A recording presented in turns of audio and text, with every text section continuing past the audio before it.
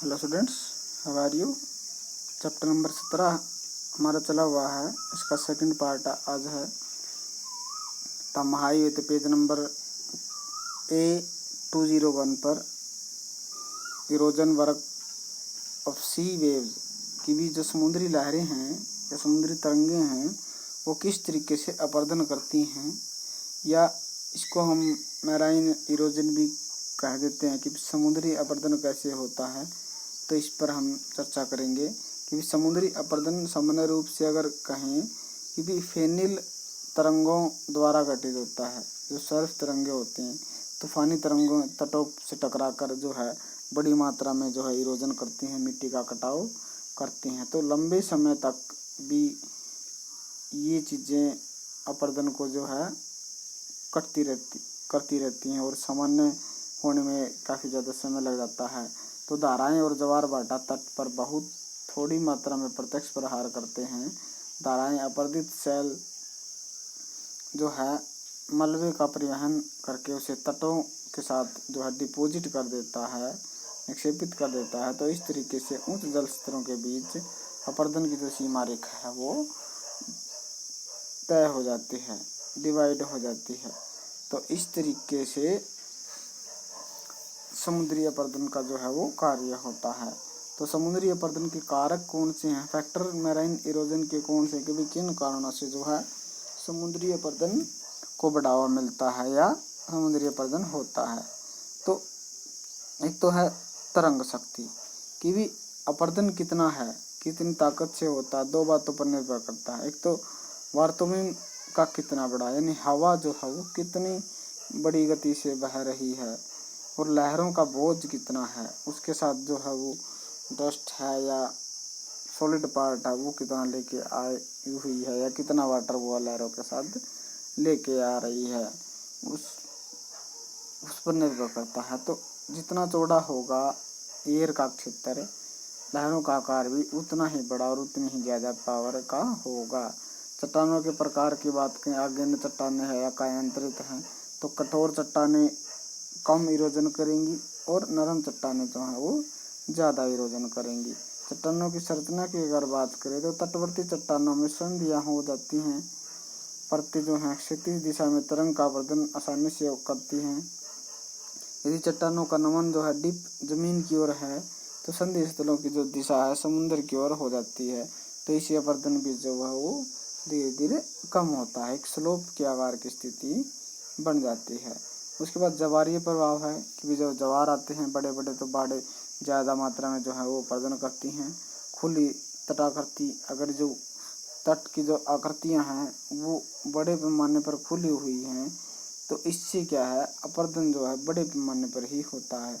जलवायु का प्रभाव भी पड़ता है, वर्षा होती है, चट्टानों के नीचे उसको जो है जल लहरों के कारण चट्टानों को काटता रहता है, तो इससे भी जो है अपरदन ज़्यादा होता है।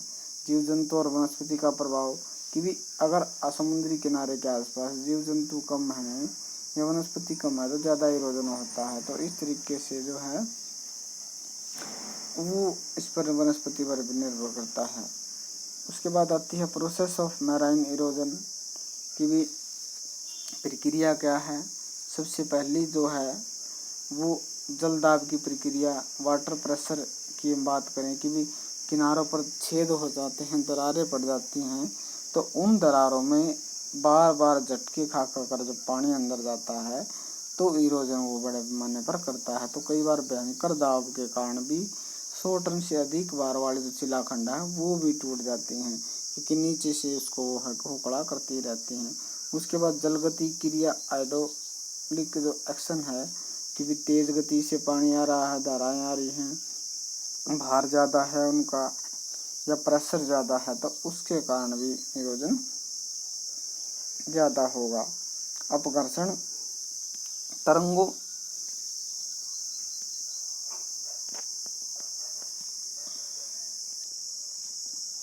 तरंगों द्वारा अपघर्षण कार्य के जो है दो तरीके से होता है। एक तो बजरी कंकड़ जो उसके साथ आते हैं वो अपरदन करते हैं, और यही तरंगे बड़े बड़े शिलाखंडों को अगले हिस्सों को तोड़ देती हैं, खिसका देती हैं। तो उसके कारण अपरदन होता है। एक आता है सन्निकर्षण कि तरंगों के साथ प्रवाहित जो अपरदन पदार्थ है, बजरी, कंकड़, पत्थर है, वापस में टकराकर बारीक होते रहते हैं, तो और वो दूसरे जो चट्टानों को भी नरम कमजोर करते रहते हैं, तो इसके कारण भी अपरदन होता है। उसके बाद गलन क्रिया सॉल्यूशन की अगर हम बात करें तो अपरदन का जो ढंग है वो यहाँ पर प्रभावी नहीं होता है, क्योंकि जो चूने पत्थर के जो टुकड़े शुरुआत में हुए हैं चट्टान के, वो धीरे धीरे क्या वो बारीक होके घुल जाते हैं पानी के अंदर। उसके बाद समुद्री तरंगों के अपरदन द्वारा निर्मित जो स्थलाकृतियाँ हैं वो कौन सी बनती हैं? काफ़ी सारे जो लैंडस्केप हैं वो बन जाती हैं। एक है समुद्री बर्गू, जो सी लिफ है, एकदम खड़े चट्टान ये तैयार होती हैं, जिसे समुद्री बर्गू कहा जाता है। जिन तटों पर तेज ढाल होता है, समुद्री के नीचे चली जाती हैं दरारें, और वहाँ से फेनिल तरंगों के द्वारा जल स्तर का जो अपरदन है वो एक खांचे के रूप में होना शुरू हो जाता है। तो इस तरीके से इस प्रकार की बची हुई जो चट्टान है वो लटकती हुई रहती है, और बर्गू की जो स्थल को जो है वो पीछे हटाते रहते हैं। आप देख सकते हैं चित्र नंबर 17.6 में कि किस तरीके से बर्गू की जो संरचना है वो हो रही है ज्वार के कारण या समुद्री लहरों के कारण।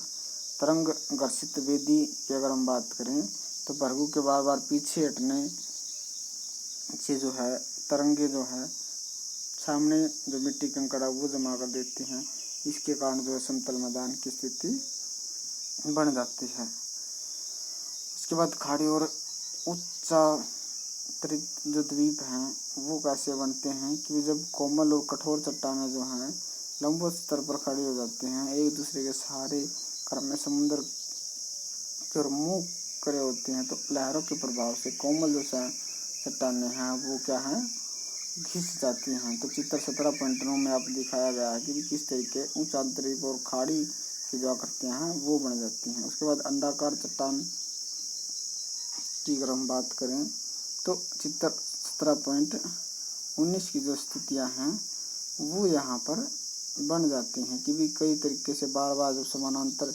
कठोर और कोमल चट्टानें की जो परतें हैं वो कमज़ोर पड़ती रहती हैं, या कमज़ोर चट्टानों के अंदर तक वो है जो मिट्टी का कटाव होता रहता है, तो इस प्रकार की जो लघु निवेश कवाड़ी अंडाकार चट्टानों का निर्माण, स्थलाकृतियों का निर्माण भी होता है।